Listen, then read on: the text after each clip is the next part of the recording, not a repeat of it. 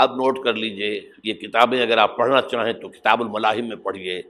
بدترین عذاب عربوں پر آیا کھڑا ہے، سروں پر چڑھا ہوا ہے، بدترین. ایسی جنگ ہونی ہے الملحمۃ العظمیٰ، جس کو کہ میں بھی آپ کے گواہی پیش کر دوں گا، جسے کہا گیا دی لاسٹ کروسیڈ. بش نے بھی کروسیڈ کا لفظ بول دیا تھا، پھر واپس لیا اس نے. نکل جاتی ہے جس کے منہ سے سچی بات مستی میں، فقیہ مصلحت بین سے اور ہندے بادہ خار اچھا، کروسیڈ کہہ کر پھر واپس لیا. یہ کروسیڈ، اس کے اوپر جس قدر نقصان ہونا ہے عربوں کا، گریٹر اسرائیل بنے گا، یہ عراق، شام، اردن، سعودی عرب کا کچھ شمالی علاقہ، ترکی کا جنوبی علاقہ، مصر کا صحرائے سینا، اور اس کے ساتھ ہی جو بہترین اس کا زرخیز ترین علاقہ ڈیلٹا آف نائل، یہ سب یہودیوں کے قبضے میں جائیں گے. اس کو حدیث میں کہا گیا الملحمۃ العظمیٰ. عیسائی 80 علم لے کر اے مسلمانوں تم پر حملہ آور ہوں گے، اور ہر علم کے نیچے 12,000 فوج ہوگی، 9.5 لاکھ فوج. یہ نیٹو کی تیاری کس کے لیے ہو رہی ہے؟ جب یو ایس ایس آر کا خاتمہ ہوا تو پوچھا گیا تھا نیٹو چیف سے، اب کس لیے؟ تمہارا وہ دشمن تو ختم ہو گیا، اب ہمیں اسلامک فنڈامنٹلزم سے نمٹنا ہے. وہ جانتے ہیں خطرہ یہی ہے، اب اسلام ابھر سکتا ہے. مسلمانوں کے سینوں کے اندر وہ آگ ہے،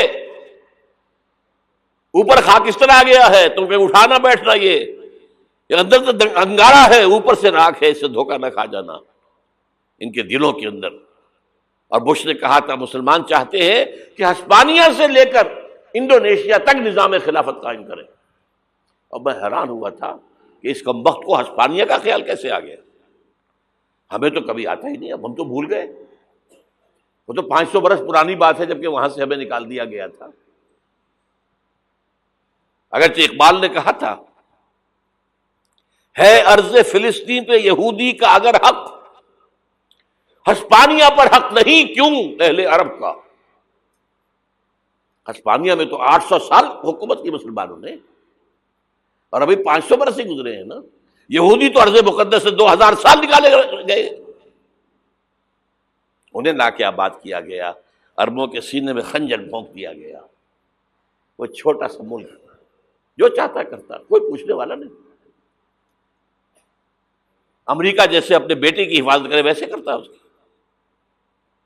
اور حضور نے فرمایا ہے وہ جنگ جب ہوگی تو ایک باپ کے اگر 100 بیٹے ہوں گے تو 99 ختم ہو جائیں گے، ایک بچے گا.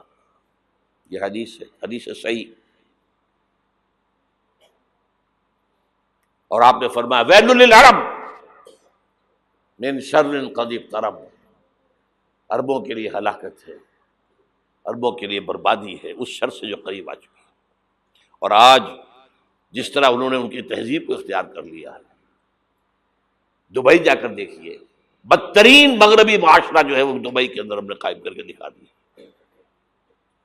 اب سعودی عرب اس راستے پر بڑھ رہا ہے. اور اس کے بعد نمبر 2 پر جو ہے ہم پاکستانی ہیں. لیکن میں اس کے وہ پہلی بات جو کہہ رہا ہوں وہ تو یقینی ہے، اس میں تو احادیث صحیحہ موجود ہے. اگرچہ اس کے بعد پانسا پلٹے گا، پھر حضرت مہدی کا ظہور ہوگا، حضرت عیسیٰ کا نزول ہوگا، اور وہ گریٹر اسرائیل گریٹر گریو یارڈ بنے گا یہودیوں کا. ایک ایک یہودی قتل ہوگا اور دفن ہوگا. یہ بات میں ہونا ہے، میں پہلی بات بات کر رہا ہوں. وہ پانسا پلٹے گا جب پلٹے گا. ابھی جو سامنے ہے وہ کیا ہے؟ جس ملحمۃ العظمیٰ کہا حضور نے، جسے آرمگیڈون کہتے ہیں عیسائی. آرمگیڈون کی اگر کہیں جا کر آپ دیکھیں گے، آپ ڈکشنری میں مانی تو کیا لکھا ہے؟ A very big war which will be fought between the forces of evil and good before the end of this world. اس دنیا کے خاتمے سے پہلے خیر اور شر کی قوتوں کے درمیان بہت بڑی جنگ ہوگی. ارمجدون اسے کہتے ہیں عربی میں، اور آرمگیڈون اسے کہتے ہیں انگریزی کے اندر. اور یہ بائبل کی آخری کتاب کے اندر ہے، جو اس میں کہ مکاشفات یوحنا، ریولیشنز آف سینٹ جان. یہ تو میں کہہ رہا ہوں یقین کے ساتھ، اور زیادہ دور نہیں ہے، آیا چاہتا ہوں. اس لیے کہ یہودیوں کا اور عیسائی جو کنزرویٹوز ہیں، نیو کنزرویٹوز، ان کا 5 نکاتی ایجنڈا ہے متفق علیہ، جس کے تحت کہ یہ جنگ صلیبی شروع کی گئی ہے. وہ سن لیجئے آپ. آرمیگیڈون نمبر 1، گریٹر اسرائیل قائم ہو جانا اس کے نتیجے میں نمبر 2، مسجد اقصی اور قبۃ الصخرہ کو گرانا نمبر 3، وہاں تھرڈ ٹیمپل، وہ مسجد جو حضرت سلیمان نے بنائی تھی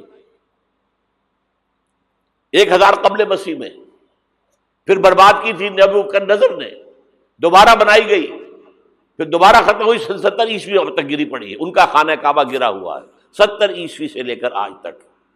ایک دیوار ہے ویلنگ وال، جہاں جاتے ہیں، روتے ہیں، پیٹتے ہیں، ماتم کرتے ہیں، وہاں وہ بنے گا تھرڈ ٹیمپل. اور نمبر 4، اس میں لا کر رکھا جائے گا تخت حضرت داؤد کا. یہ تخت کہاں ہے اس وقت؟ یہ لندن شریف کے اندر جو ان کی پارلیمنٹ کا جو چرچ ہے، ویسٹ منسٹر ایبے، اس میں رکھا ہوا ہے. ایک پتھر تھا جس پر بٹھا کر حضرت داؤد کی تاج پوشی ہوئی، پھر حضرت سلیمان کی ہوئی، پھر وہ پتھر رکھ دیا گیا جب حضرت سلیمان نے بنایا ہیکل مسجد اقصی، وہاں رہا وہ. ہر بادشاہ جو تھا یہودی اسی کے اوپر بٹھا کر اس کی تاج پوشی ہوتی تھی. سن 70 میں ٹائٹس نے گرایا اسے، ہیکل کو، وہ پتھر لے گیا، وہاں سے روم گیا، روم سے آئرلینڈ گیا، آئرلینڈ سے اسکاٹ لینڈ آیا، اسکاٹ لینڈ سے انگلینڈ آیا، اور اب وہ رکھا ہوا ہے 14ویں صدی عیسوی سے آج تک. وہ ویسٹ منسٹر ایبے میں رکھا ہوا، ایک کرسی کی سیٹ میں اسے بنا دیا گیا ہے تخت کی شکل میں. اب انگریزوں میں کوئی ملکہ ہو، کوئی بادشاہ ہو جس کی بھی تاج پوشی ہونی اس میں ہوتی. یہ لا کر رکھا جائے گا تھرڈ ٹیمپل میں، اور اس پر یہودیوں کے خیال کے مطابق ان کا مسیحا آئے گا جو مسیح دجال ہوگا. عیسائیوں کے خیال کے مطابق حضرت عیسیٰ آئیں گے، وہ ہمارا بھی خیال ہے حضرت عیسیٰ آئیں گے علیہ السلام. بہرحال یہ تو بات کی باتیں ہیں نا. اس وقت جو میں عرض کر رہا ہوں، عربوں پر بہت بڑا عذاب، اور پاکستان کا معاملہ البتہ یہ ہے، میں یقین سے نہیں کہہ سکتا. ہینگنگ ان دی بیلنس، ہو سکتا ہے اللہ تعالیٰ ہم پر رحم فرمائے، ہو سکتا ہے، اگرچہ اس کی کچھ شرائط ہوں گی. چمن کے مالک اگر بنا لیں موافق اپنا شعار، اب بھی چمن میں آ سکتی ہے پلٹ کر چمن سے روٹھی بہار، اب بھی ہو سکتی ہے.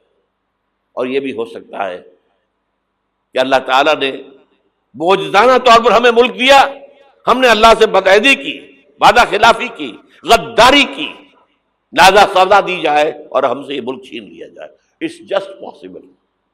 دور نہ سمجھے اسے، انہونی بات نہ سمجھے. جو گھیراؤ ہو رہا ہے آپ کا، آپ کے مغرب میں نیٹو فورسز اور مشرق میں بھارتی فورسز گدھوں کی طرح بیٹھے ہوئے انتظار کر رہے ہیں پاکستان اور ڈسٹیبلائز ہو جائے، یہاں اور بدامنی ہو جائے. اب لاہور میں پھر آج دھماکے ہو گئے ہیں. 2 دن پہلے کا دھماکہ میں سہ کے آیا ہوا ہوں، آپ کے سامنے بیٹھا ہوں. وہ جانیں بچی ہیں، جو ہماری اکیڈمی کا حشر ہوا وہ تو میں آپ کو نہیں بتا سکتا. یہ سارا کیوں ہو رہا ہے؟ تاکہ یہاں بدامنی ہو جائے اور ہمیں جواز مل جائے. مغرب سے نیٹو فورسز داخل ہو جائیں، مشرق سے بھارتی فورسز آ جائیں، اور ہمارے ایٹمی دانت توڑ کر اور پھر ہمیں بھارت کے سامنے ڈال دیا جائے. نو ڈو ایز یو لائک. یہ ان کا نقشہ ہے. ہوگا کیا وہ اللہ جانتا ہے، ہوگا وہ جو اللہ چاہے. لیکن اللہ کا چاہنا جو ہے وہ کس پر منحصر ہے؟ یہاں انقلاب برپا کرو، یہاں اسلام لاؤ. اگر دھندوں میں لگے رہو گے تو وہ خود بخود نہیں آ جائے گا انقلاب. صحابہ نے جانیں دی تھی، کتنی تکلیفیں اٹھائی تھی. 12 برس تک مکی دور کے اندر با نشہ درویشی در ساز و دمادم زن، جو پختہ شبی خدرا بر سلطنت جم زن. یوم طائف یاد ہے جو حضرت عائشہ فرماتی ہے کہ میں نے پوچھا تھا حضور سے کہ یوم احد سے زیادہ سختی بھی آپ پر کبھی آئی؟ یوم احد پر کیا ہوا تھا؟ تلوار کا وار پڑا تھا آپ کے چہرہ مبارک، یہ جو رخسار کی ہڈی ہے اس کے اندر وار گیا ہے، اوپر خود کی 2 کڑیاں تھیں وہ اس میں گھس گئیں، 2 دندان مبارک شہید ہوئے۔ وہ خود کی کڑیاں ایک صحابی نے اپنے دانتوں سے پکڑ کر کھینچنے کی کوشش کی، دانت نکل گئے، وہ نہیں نکلی، کیا جتن کر کے نکالی گئی ہوگی تو خون کا فوارہ آیا، اتنا خون گیا ہے کہ آپ بے ہوش ہو گئے، گر گئے، اور مشہور یہ ہو گیا کہ آپ کا تو انتقال ہو گیا، شہادت ہو گئی۔ یہ سیرت کبھی پڑھی ہے؟ حضرت عائشہ کے ہوش کا تو یہی دور تھا نا، یوم طائف میں جو آپ کی کیا تھی، بچی تھی، انہیں کیا پتا کیا ہو رہا ہے حضور کے ساتھ۔ 3 دن تک حضور مکے کی گلیاں اور وہاں کے اوباش لوگ پتھراؤ کر گئے تھے اس امید میں کہ شاید وہاں کا کوئی سردار ایمان لے آئے، تو یہاں تو ابو طالب بھی فوت ہو گئے، یہی دنیاوی سہارا تھا، خاندانی سہارا تھا ابو طالب کے ذریعے، اور گھر میں ایک دلجوئی کرنے والی رفیقہ حیات تھی، وہ بھی، ان کا بھی انتقال ہو گیا۔ آپ نے کہا یہ عام الحزن ہے، اب تو سب کو طے ہو گیا قریش کو کہ اب جیسے قتل کر دو ان کو، اسی لیے آپ گئے طائف، شاید وہاں کا کوئی بڑا سردار مانے ایمان لے آئے مجھ پر تو میں اپنا مرکز ادھر شفٹ کر دوں۔ تینوں سے ملے ہیں، تینوں نے وہ جواب دیے، نکل جاؤ یہاں سے، میں تمہارے ساتھ بات بھی کرنے کو تیار نہیں۔ اچھا، تمہارے سوا کوئی نہیں ملا تھا اللہ کو نبی بنا کر بھیجنے کے لیے؟ دیکھو جاؤ، میں بات نہیں کرنا چاہتا، ہو سکتا ہے میں بے عزتی کر بیٹھوں، اور واقعی تم اللہ کے نبی ہو تو میں مارا جاؤں گا، جاؤ جاؤ جاؤ۔ یہ سلوک محبت کے ساتھ ہوا ہے۔ اور پھر چھوکروں کو، اسٹریٹ ارچنز جنہیں آپ کہتے ہیں، اشارہ کیا تھا، خبر لو ان کی، پتھراؤ ہو رہا ہے، ساتھ کوئی ہے ہی نہیں، ایک آدمی صرف، زید ابن حارثہ۔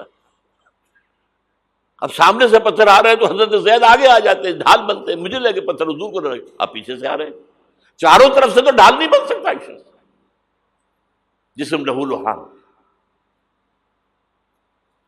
خون جا کر جوتیوں میں جم گیا ہے، جوتی اتر نہیں رہی۔ پھر وہاں سے واپسی پر جو دعا مانگی ہے، اللہم الیک اشکو ضعف قوتی وقلت حیلتی وہوانی علی الناس، اے اللہ تیری جناب میں فریاد لے کر آیا ہوں اپنی قوت کی کمی کا، اپنے وسائل کی کمی کا، اور جو ذلت و خواری ہو رہی ہے لوگوں کے سامنے، الا من تکلنی، مجھے کس کے حوالے کر دیا ہے، الا بعیدی یتجہمنی، یہ میرے اوپر ہجوم کر کے آ جائے، حملہ کرے، اور عدو من لگتا امرے، یہ دشمن کے حوالے میرا معاملہ کیا، جو چاہے کر دے وہ۔ لیکن پھر عبدیت غالب آتی ہے، ان لم یکن علی غضبک فلا ابالی، اللہ اگر تو ناراض نہیں ہے تو مجھے کوئی پرواہ نہیں، سر تقدیم خم ہے جو مزاج یار میں آئے، مجھے اندیشہ یہ ہے کہ تو ناراض تو نہیں ہو گیا۔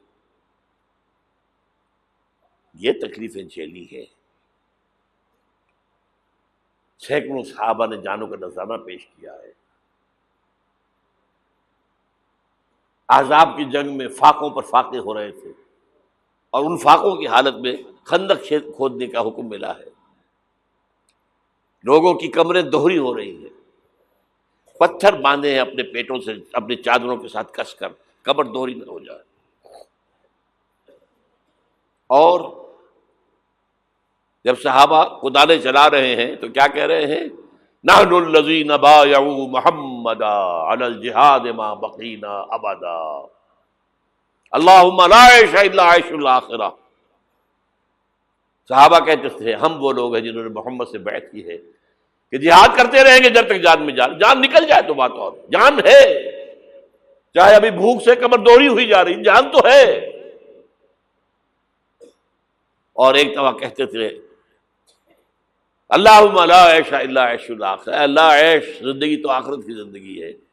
اور حضور فرماتے تھے، حضور کے بیٹھے ہوئے نہیں تھے گاؤں تکیہ لگا کر، پتھر اٹھا اٹھا کر خندق میں سے لے جا کے باہر پھینک رہے تھے،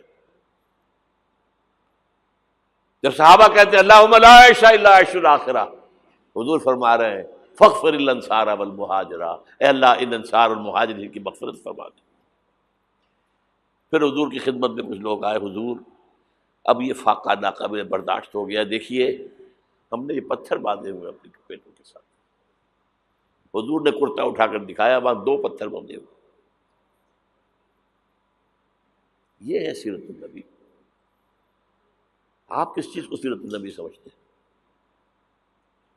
بہرحال اس موضوع پر میری ایک کتاب ہے منہج انقلاب نبوی، کہ انقلاب کیسے آیا تھا۔ اگر دل میں ذرا بھی آرزو پیدا ہو گئی ہو کہ اللہ قبول کر لے مجھے قبول کر لے اس کام کے لیے، تو وہ کتاب آپ کے لیے مست ہوگی، اس کا پڑھنا۔